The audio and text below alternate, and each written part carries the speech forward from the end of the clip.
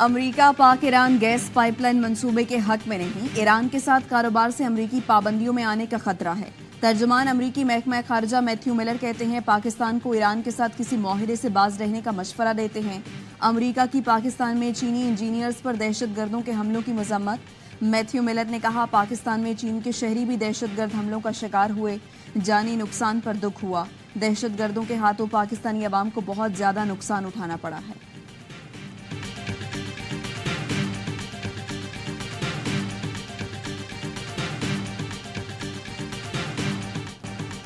شانگلن میں چینی انجینئرز کی بس پر خودکش حملہ، 6 افراد ہلاک۔ شاہراہ قراقرم پر خودکش حملہ آور نے بارود سے بھری گاڑی بس سے ٹکرا دی۔ دھماکے کے بعد انجینئرز کی بس سڑک سے کھائی میں جا گری۔ اے سی بس شام کے مطابق دھماکے میں 5 چینی انجینئرز اور بس ڈرائیور جان سے گیا۔ انجینئر اسلام آباد سے داسو کیمپ کوہستان جا رہے تھے۔ گاڑی کو لاہور نالہ بشام کے قریب ٹکر ماری گئی۔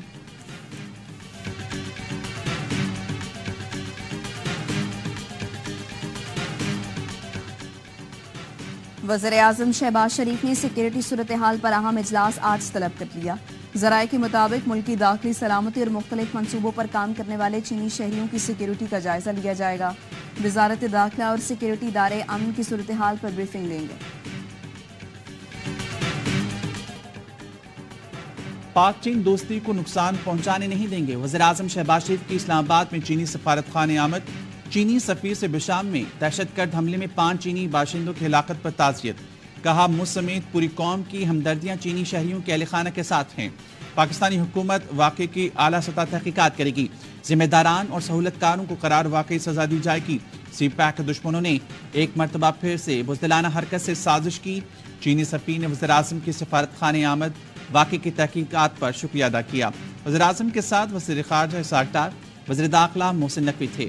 وزیر اطلاعات عطا تارڑ، معاون خصوصی طارق فاطمی بھی موجود تھے۔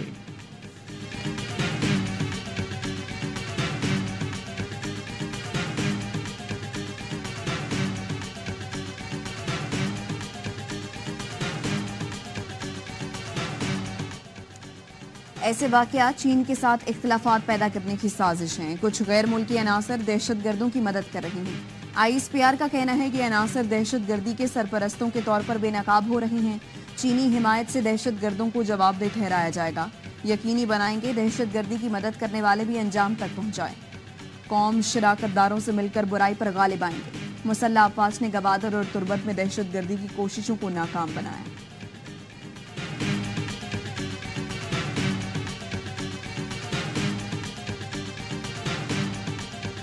سیکورٹی فورسز نے تربت نیول بیس پر دہشت گردوں کے حملے کی کوشش ناکام بنا دی۔ بروقت جوابی کارروائی میں 4 دہشت گرد ہلاک۔ مقابلے میں ایف سی بلوچستان کا اہلکار نعمان فرید شہید ہو گیا۔ حملہ ناکام بنانے پر صدر آصف علی زرداری، وزیراعظم شہباز شریف اور وزیر داخلہ محسن نقوی کا سیکورٹی فورسز کو خراج تحسین۔ شہید سپاہی نعمان فرید کی نماز جنازہ ہیڈ کوارٹر فرنٹیئر کور بلوچستان میں ادا کی گئی۔ نماز جنازہ میں پاک فوج کے سینئر افسران اور جوانوں کی شرکت۔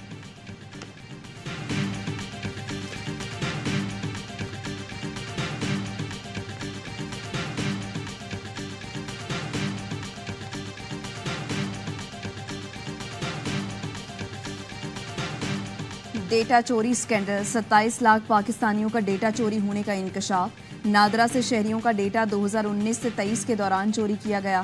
ڈیٹا لیک میں ملتان، پشاور اور کراچی کے نادرا دفاتر ملوث پائے گئے۔ جے آئی ٹی رپورٹ وزارت داخلہ میں جمع۔ نادرا کے متعدد اعلیٰ افسران کے خلاف کارروائی کی سفارش۔ جے آئی ٹی رپورٹ کے مطابق ڈیٹا ملتان سے پشاور اور پھر دبئی گیا۔ نادرا ڈیٹا کے ارجنٹائن اور رومانیہ میں فروخت ہونے کے شواہد بھی ملے۔ جے آئی ٹی میں حساس اداروں سمیت نادرا کے افسران بھی شامل تھے۔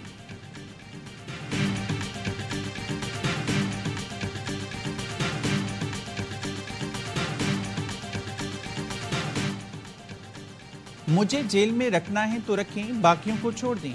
بانی پی ٹی آئی کا مطالبہ۔ کہا امریکی سفیر مجھ سے ملاقات کے لیے جیل نہیں آئے، ملنے آئے تو ڈونلڈ لو کے بیان اور کردار پر بات کروں گا۔ ڈونلڈ لو رجیم چینج تسلیم کر لیتا تو پوری بائیڈن حکومت پر دباؤ آتا۔ پنجاب میں 40 ایم پی ایس کے فارورڈ بلاک کا علم نہیں، پنجاب کے پارلیمانی لیڈر سے ملنے دیا گیا تو پتہ کروں گا۔ بانی پی ٹی آئی کا 9 مئی کے واقعات اور 8 فروری کے الیکشن کی عدالتی تحقیقات کا مطالبہ۔ کہتے ہیں 9 مئی کی بنیاد پر ایک سیاسی جماعت کو ختم کیا جا رہا ہے۔ Chief justice CCTV footage recover کرانے کا حکم دیں، فوٹیج چوری کرنے والے ہی 9 مئی کے ذمہ دار ہیں۔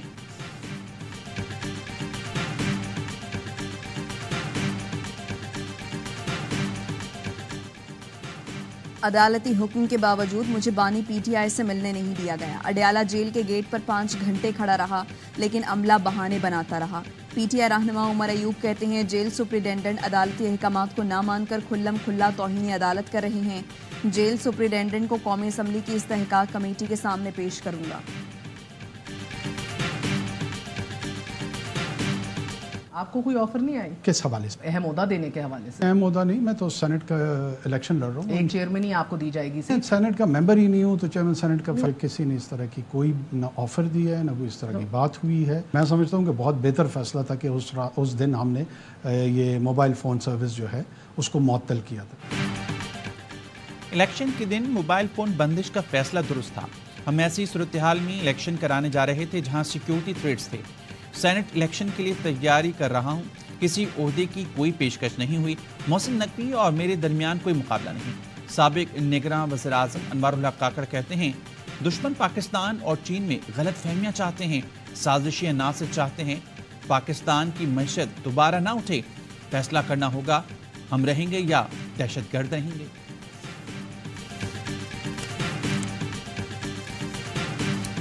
عدالتی امور میں ایگزیکٹو اور ایجنسیوں کی مبینہ مداخلت۔ اسلام آباد ہائی کورٹ کے 6 ججوں کا سپریم جوڈیشل کونسل کو خط، مداخلت اور ججز پر اثر انداز ہونے پر جوڈیشل کنونشن بلانے کی اپیل۔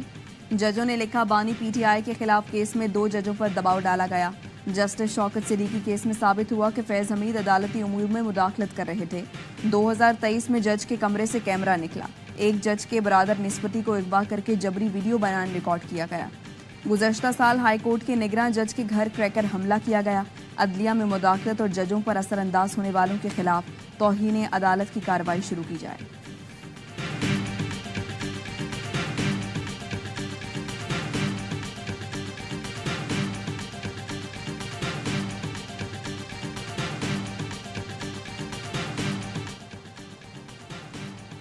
بلوچستان سے تمام سینیٹرز بلا مقابلہ منتخب کرانے کا فیصلہ۔ ذرائع کے مطابق سیاسی جماعتوں کے مابین سینیٹر کے بلا مقابلہ انتخاب اور نشستوں کی تقسیم کا فارمولہ بھی طے پا گیا۔ 11 نشستوں میں سے پیپلز پارٹی نون لیگ کو 3 نشستیں ملیں گی، جمعیت علماء اسلام کو 2 نشستیں دی جائیں گی۔ بلوچستان عوامی پارٹی، نیشنل پارٹی اور عوامی نیشنل پارٹی کی ایک نشست ہوگی۔ سابق نگراں وزیر اعظم انوار اللہ کاکڑ BAP کے کوٹے پر آزاد حیثیت سے سینیٹر ہوں گے۔ MKM کے سینٹ انتخابات کے امیدوار کون ہوں گے، حتمی فیصلہ آج ہوگا۔ فیصل وابڈا کے نام پر بھی غور کیا جائے گا۔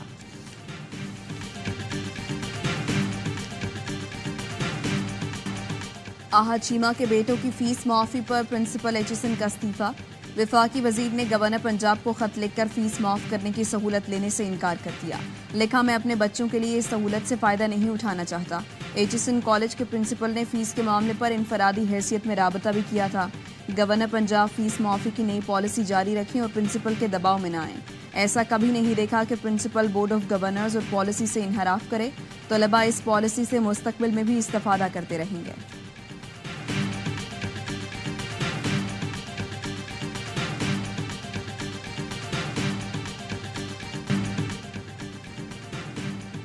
ایچسن کالج لاہور میں گورنر پنجاب کی مداخلت پر مستعفی پرنسپل سے یکجہتی کے لیے طلبہ اور والدین کا گورنر ہاؤس کے باہر احتجاج۔ والدین نے پرنسپل مائیکل اے تھامسن کا استعفیٰ واپس لینے کا مطالبہ کیا۔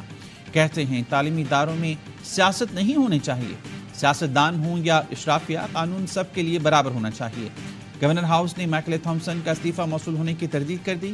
ترجمان کا کہنا ہے استعفیٰ ملنے کے بعد نظر ثانی کی جائے گی۔